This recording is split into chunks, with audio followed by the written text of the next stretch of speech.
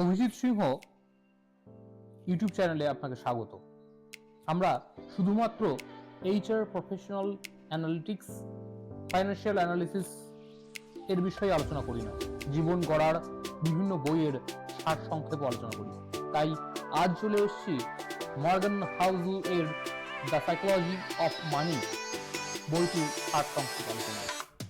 Morgan Housel এর the psychology of money বইটি টাকা পয়সা জমানোর বা বিনিয়োগ করার গাণিতিক সূত্রের চেয়ে মানুষের আচরণ ও মানসিকতার উপর বেশি গুরুত্ব দেয়।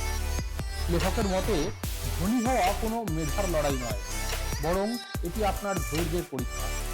বইটির মূল বিষয়গুলি এক এক করে আলোচনা করা হলো। প্রথম, কেউ পাগল নয়, নো ওয়ান্স ক্রেজি। প্রত্যেক মানুষের আর্থিক সিদ্ধান্ত নির্ভর করে তার বেঁচে ওঠার পরিবেশ এবং অভিজ্ঞতার উপরে। যে ব্যক্তি চরম দারিদ্রতার মধ্যে বড় হয়েছে, তার কাছে শেয়ার বাজারের ঝুঁকি আর একজন ধনী গরিবের সন্তানের কাছে সেই ঝুঁকি এক নয়। তাই অন্যের আর্থিক সিদ্ধান্ত আপনার কাছে ভুল মনে হলেও তার নিজের প্রেক্ষাপটে সেটি সঠিক হতে পারে। 2, ভাগ্যবান বনাম ঝুঁকি, লাক ভার্সেস অ্যান্ড রিস্ক। সাফল্যের পিছনে নিজের পরিশ্রমের পাশাপাশি ভাগ্যের একটি বড় ভূমিকা থাকে। আবার ব্যর্থতার পিছনে সবসময় অযোগ্যতাও নয়, বরং ঝুঁকি দায়ী হতে পারে। তাই নিজেকে বা অন্যকে সফল বা ব্যর্থ বিচার করার সময় এই দুটি বিষয় মাথায় রাখা জরুরি। 3, কখনোই যথেষ্ট নয়, নেভার এনাফ। অনেক ধনী ব্যক্তি আরো বেশি টাকার নেশায় নিজের সম্মান ও পরিবার বিসর্জন দেয়। লেখক বলেছেন, আপনার যথেষ্ট বা ইনাফ এর সীমা কতটুকু তা আগে নির্ধারণ করুন। অন্যের সাথে তুলনা করে নিজের লক্ষ্য বদলান এবং বদলালে আপনি কখনোই শান্তি পাবেন না।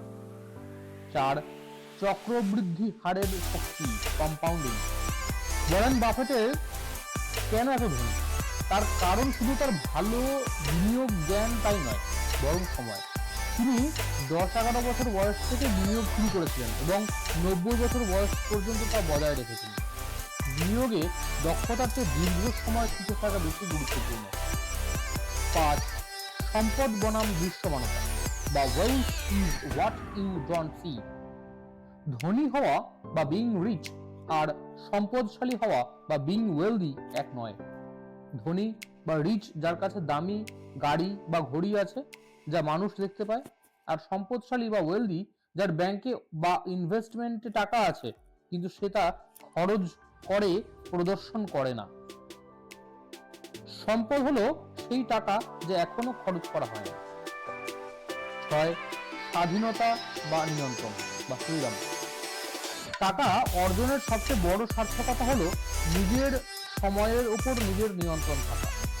যখন আপনি কখন, কোথায় এবং কার সাথে কাজ করবেন তা নিজেই ঠিক করতে পারেন, তখনই আপনি প্রকৃত ধনী। 7, ভুলের অবকাশ রাখা, রুম ফর এরর। আপনি পরিকল্পনার সময় সবসময় কিছু বাড়তি টাকা বা সেফটি মার্জিন রাখা উচিত, কারণ ভবিষ্যৎ অনিশ্চিত এবং আপনার সব পরিকল্পনা সবসময় কাজ নাও করতে পারে।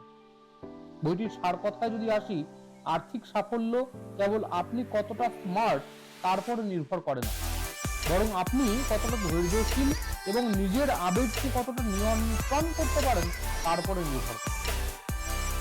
আপনি এই বইটির কোন বিশেষ শিক্ষা, যেমন সেভিং রেট বা কম্পাউন্ডিং, আপনার সঞ্চয় পরিকল্পনায় কিভাবে ব্যবহার করবেন তা জানতে চান? যদি financial planning, financial analytics, HR analysis এই বিষয়ে আরো জানতে চান, যদি আরো এই ধরনের ভালো ভালো জীবন গড়ার বইয়ের সার সংক্ষেপ আলোচনা জানতে চান, ফলো করুন, সাবস্ক্রাইব করুন অভিজিৎ সিংহ ইউটিউব চ্যানেল।